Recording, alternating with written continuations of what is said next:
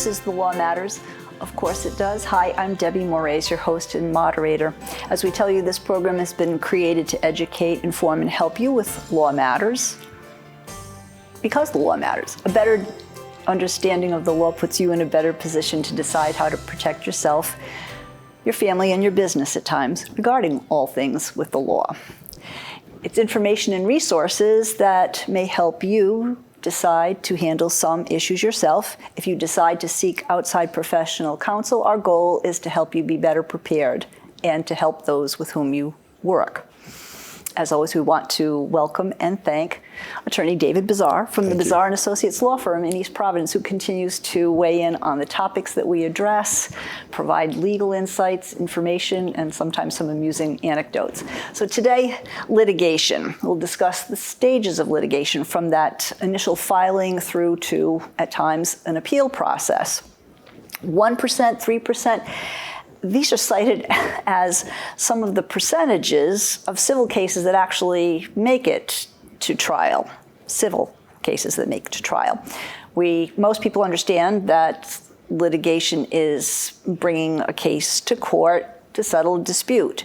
But it certainly can become more complex and take more time, and there are many stages. And so today we thought we'd ask David to help us break it down. So let's do that, David.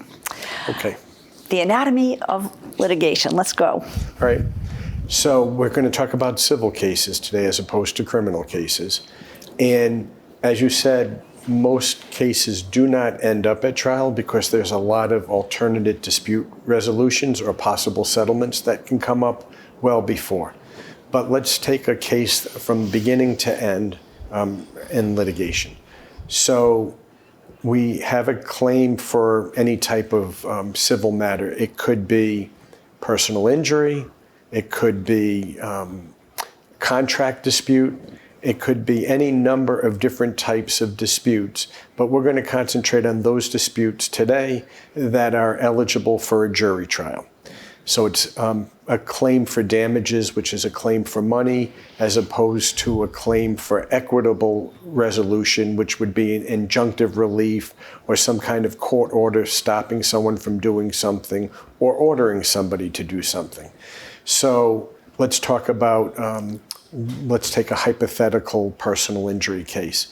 So the attorney has the case. He files a claim for a demand or for resolution. The insurance company in this particular case doesn't agree to the amount that's being asked for or whether any money is due at all. So the lawyer files suit to begin the litigation. So litigation begins with the filing of a complaint.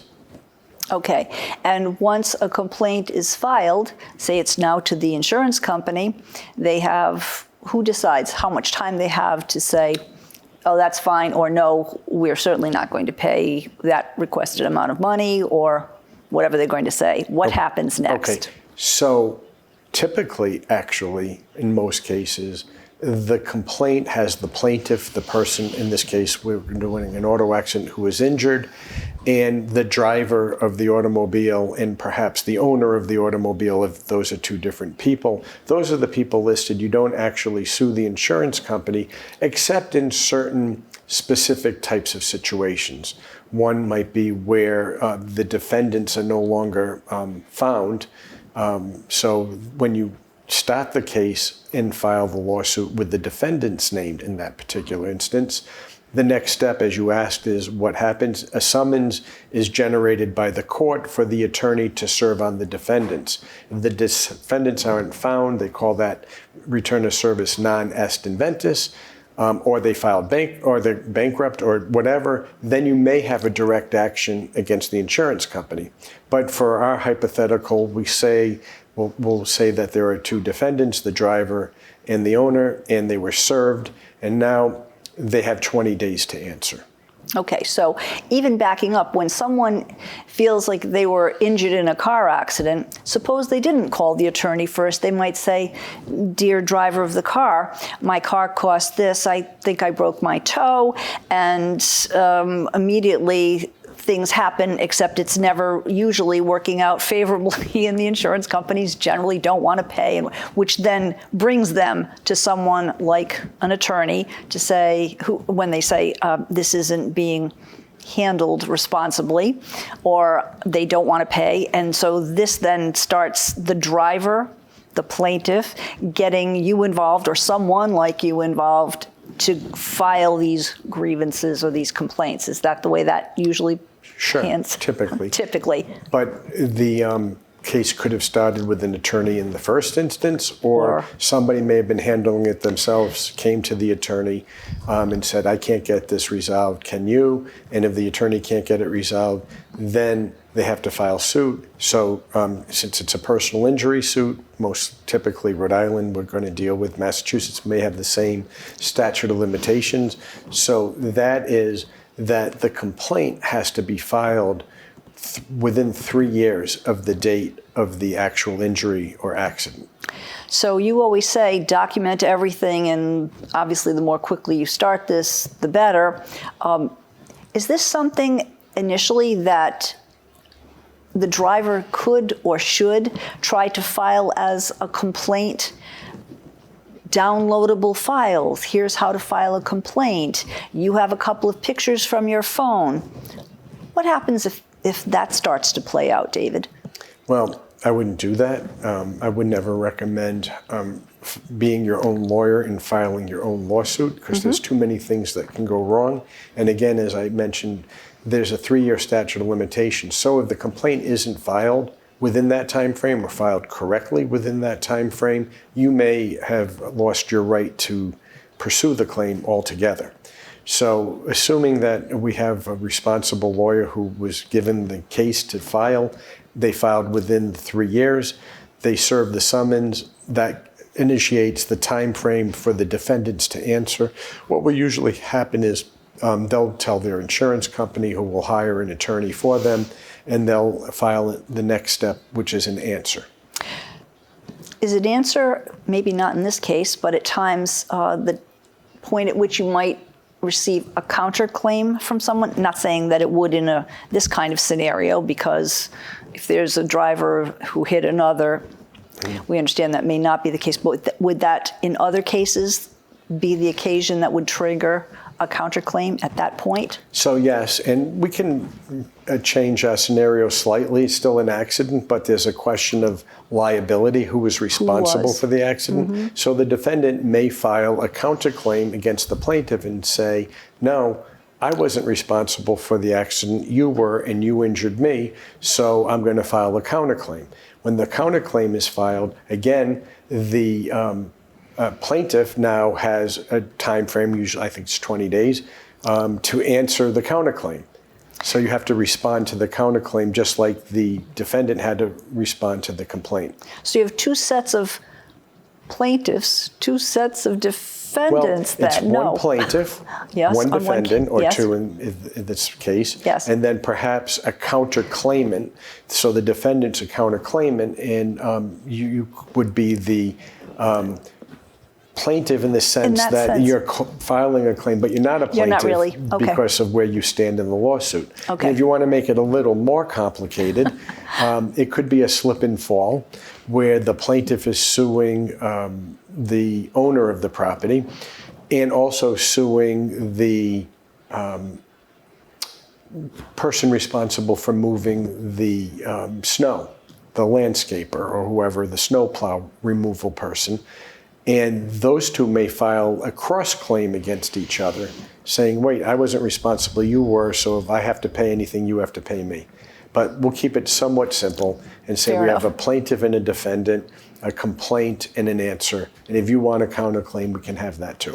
So when you issue that complaint, what are the contents of the response in terms of documentation that has to come back? What do they have to submit when they submit an answer? Okay. So the complaint lays out the facts and why you're suing them and what you're suing for. So it's, in this particular case, a negligence claim that the defendant owed a duty to the plaintiff, the defendant breached that duty. As a result of that breach, there were damages, and that's what we're suing for. The answer would then respond to that complaint and either admit or deny facts as being true or not true, or neither admit nor deny and leave the plaintiff to their proof thereof. And as you said, perhaps file a counterclaim at the same time if there's grounds for that. Okay, so someone issued the complaint, someone responded to the complaint. Then what? Well, in the answer, I should also add that there could be affirmative defenses asserted, such as comparative negligence, you were negligent, or assumption of the risk if it were some other type of thing where you're saying that the plaintiff assumed the risk, so we're not responsible for it. An example of that, actually, the leading case on that in Rhode Island was somebody who went to a hockey game when it was the Providence Reds. And a few years ago, David. Rhode Island Auditorium, and a puck came out of the ice playing surface into the stands and hit a spectator in the head. So they sued the Reds for negligence, for not having perhaps glass around the rink. Maybe they had chicken wire, maybe they didn't have anything. And the defense was, no, you assume the risk because people who go to hockey games know that at that time it was likely and possible that a puck may come out of the playing area and hit someone in the stands. Got it. Seems like those kinds of things can happen. So as this case or this plaintiff has filed a complaint and there's been an answer and it's not satisfactory to your client, who's the plaintiff, what's going to happen next, David? The next stage of the litigation is discovery. And in the discovery stage, the plaintiff may send interrogatories, written questions to the defendant. The defendant may send interrogatories, written questions to the plaintiff. They may also send a request for production of documents. So if it's our auto accident case, the interrogatories may ask questions about whether or not you had anything to drink before the accident. Both sides could ask that question, whether or not they describe the accident and what it is you're alleging, if you're the defendant asking the plaintiff, that we did wrong, and what are your injuries, and asking for if you're claiming medical injuries, medical bills and so forth as part of your damages, provide the medical records and the bills. If you're saying you lost wages, prove what your wages were and what you lost. Maybe even ask for your income tax to show the lost earnings that you may have suffered. So just at that last statement, you give some hint or foreshadowing about the amount of time that it could take. As I understand this, and I don't know if this is true, during discovery, that one word can mean days, weeks, months, sometimes even for some cases, years, protracted, lengthy things. Is that really what the bulk of a case is built on in terms of information gathering? Is that what takes the most time in the planning and the anatomy of the litigation, the trial? Yeah, that is the most time-consuming part, especially if it's a complex case, because after you do your request for productions and your interrogatories, many times there are depositions. And if it is a complex case, there can be multiple depositions of experts. In our simple auto accident case, typically there could be a deposition of the defendant to get their side of the story. There could be a deposition of the plaintiff to get their side of their story and find out what their damages are. There could be, if it's a complex medical situation, a deposition of the doctor, the treating physician, to find out, well, you said this, this, and this. Show us how that's related. Just one that might come to mind is the person was driving the car, hand on the steering wheel. The doctor says that as a result of the accident, they developed carpal tunnel syndrome. Well, is that something that's from repetitive use, or is it something that could have come from that one-time incident that caused the damages? And so that can be a little bit complex. So there might be some depositions on whether or not the doctor thinks it's related to the accident, and perhaps the defendant will hire an expert to say it's not, and then you want to depose that expert. So the depositions, and again, like you said, the complexity of the case may make that the most time-consuming part of preparing for trial. In whose house is each one of these things? So when a deposition is done or interrogatories are needed to be taken care of, your client is the plaintiff. Where is the deposition done and by whom? Explain each side. Typically, if I want to take the deposition of the defendant, that's not your client. Not my that's client. The other side. I send notice to the lawyer, and if I need to send a subpoena to get them there, I might do that too. And that would usually be done in my office. And if the defendant lawyer wants to take the deposition of the plaintiff, they would send the same, and we would go to that lawyer's office. That's usually how it happens. Certainly, it's how it happened before the pandemic. So many times, some of these things are done by Zoom, even today, but certainly during the pandemic. So in that case, might you have a three-way, you and your client and the defendant's lawyer? Would that be the way that Zoom might look? If it was Zoom and all the parties agreed to that, and it's still allowed by the rules, the lawyer would typically, who's taking the deposition, have that set up with a stenographer who may be remote or at one of the offices. And then it would, in most cases, the plaintiff, if it's my client being deposed, would come to my office. So we would be together in the same room. So if there are objections and that type of thing, it's pretty much spontaneous. So they know not to answer until there's a back and forth between the lawyers. So you're coaching, helping, and directing, or we refereeing? Don't coach. No, I'm sorry, wrong word. We stand corrected, sir. Yeah, we help to make sure that it's an orderly flow of information. So in terms of interrogatories, you're preparing questions for the other side. Correct. Whose house does that take place in? Does your client come to your office? Do you sit, or do you do that over the phone or by Zoom, prepare the questions together that you seem to think are important for the other side to answer? How does that play out, David? So if we are propounding the interrogatories to the defendant, we'll draft those in my office, and I'll send those out to the other side. If interrogatories are propounded to my client, what we typically would do is start by sending those to the client and say, answer what you can answer, and then come into the office and meet with me and my paralegal, and let's go through what you understand the question to be in your answer, what you don't understand, so we can tell you what it means and help develop your answer so you answer correctly and truthfully. And we work together with the client to reach the final product, which would be the answers to the interrogatories. The product. So where they use production of either that answers to the question, the documents, that's what production is when you're talking about the anatomy of the case? Yeah, so request for production of documents is usually documents that we help gather. And the answer, not really a product, it's an answer. We help develop the answer so that the answer is truthful and the defendant, the plaintiff in that case, my client, can sign it. So as you're going through these questions that you're preparing for the other side, the depositions, questions come up, you want to flush that out as much as you can to see every detail that you might have missed, could have missed, didn't get answered, got overlooked. Does that happen during one or the other of these two processes, or just in the general flow of your ongoing discussion with your client? How does that happen generally? So generally, you've developed your case before you put it in suit, and then it didn't settle, so it went in suit. But oftentimes, as discovery is made and gone through that process, new things do come up. Inevitably, your case may change one way or another, but you're developing it and trying. While you're answering these things, you're also putting together the case that you're going to present.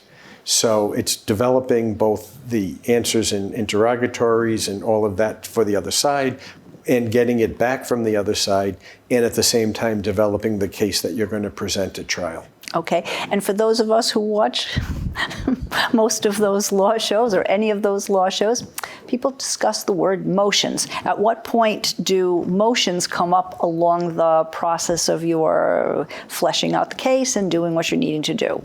And what kinds of motions are typically made? Use the example you had for a good case, perhaps. Most times, the motions that are filed are during the discovery process. One motion might be that the answers to interrogatories aren't complete, they're insufficient. You need a more definitive statement, you need more information. So you're moving to compel further answers, or production isn't complete. So motion to compel more responsive answers, or for more documents that weren't produced if they exist. So that's the motion practice for discovery. There's also a potential practice for motions during a lawsuit. For example, a motion for a summary judgment. We now have all the information. Based on all this information, there is no dispute as to the facts, so the case should be decided as a matter of law. That's not usual in a personal injury case because you still have to establish what the damages are.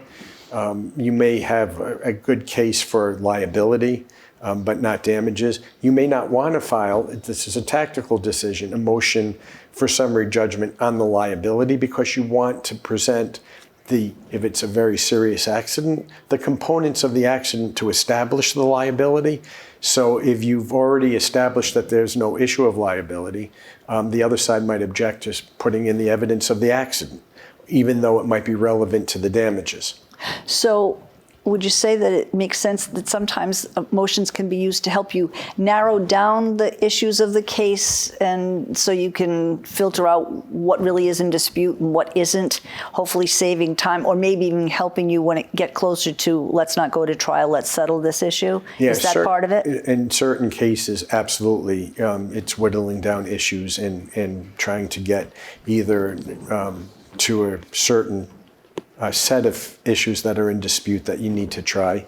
And in an auto accident case, that type of case, it may be helpful to file motion for summary judgment to establish liability, so it's really a damages only case, or it may not. That would be a tactical decision.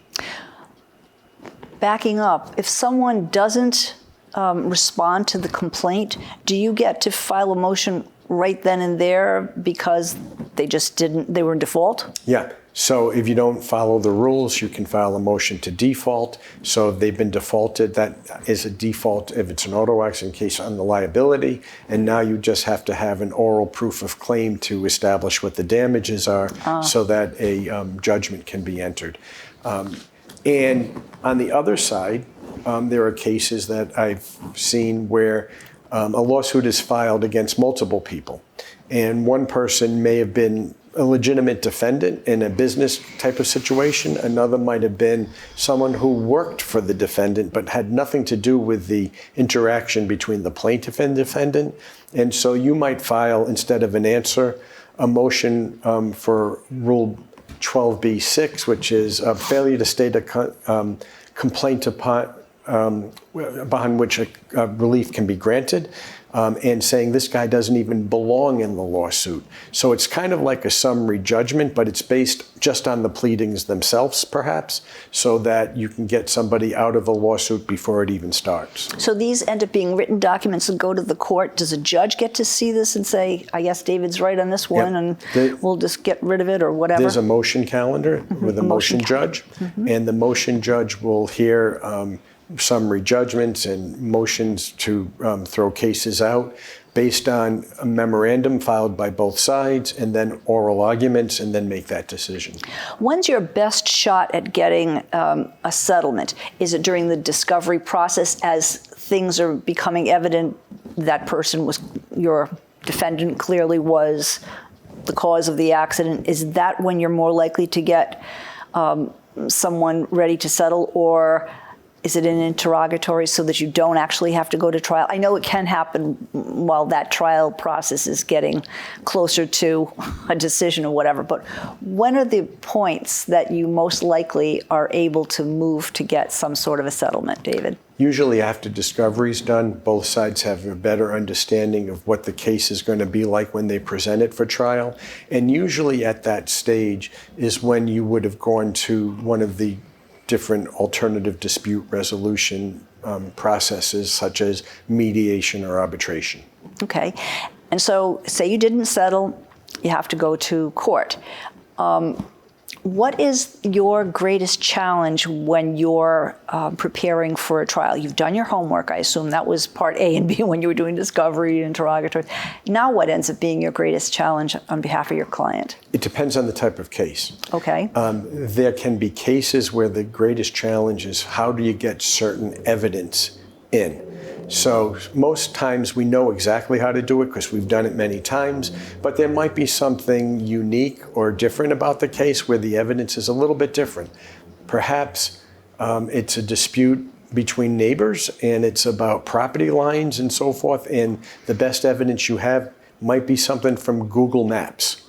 How do you put Google Map evidence in? And there are different ways of doing it, and so that could be something challenging. Or it could be another type of evidence that you want to present, which may be dependent on a witness that's not one of your clients, but somebody else, and securing their testimony and making sure you get it and it goes in. And of course, with any trial, you never know exactly how your witness is going to do on the stand. Well, and if your plaintiff doesn't, he has the right to not speak, right? Plead the fifth or whatever. That's a criminal case. That's a criminal case only. But it could be in a civil case in certain instances. That's true. But in civil cases, usually you need the plaintiff to testify because if it's an auto accident, it's their damages you're trying to establish. Got it. So it's the judge who's going to be determining this case, right?